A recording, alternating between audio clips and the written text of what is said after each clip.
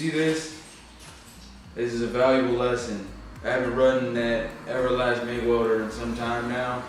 I've been either stick welding or using the little one for out in the field. And look at all this wire that I wasted. I mean, I probably could have welded with it, but being that it was rusty, I just decided to cut it out. I mean, did I have to? No, not really, but it's better to be safe than if you get a big project and you weld with some rusty wire and you know, just your weld might fail. So, note, advice, throw it out. I'm gonna set that over there.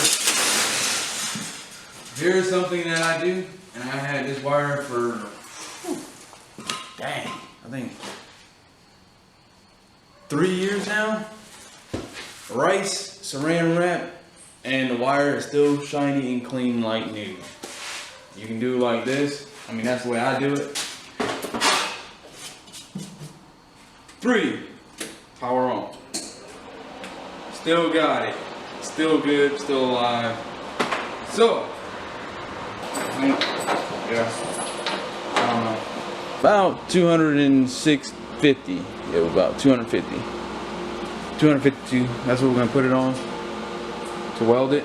And so yeah, the Everlast. I had this Everlast machine since 2016. So that's been about 3 years. Runs strong. 275S. Never had a problem with it, except for that button falling off. That's the only problem that I don't like about that machine is the button. I lost it, so it looks kind of funny with the button missing.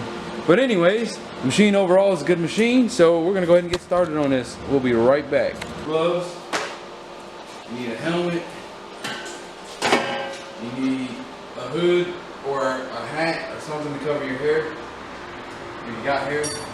And long sleeves preferably, because you can get sunburned from MIG welding or any kind of welding. You see those people welding and stuff without gloves and sleeves and all that? Yeah, they'd be red like a cherry. Anyways, so right now we're going to grind some of this paint off. So we're going to hit the edges, we're going to grind some paint off.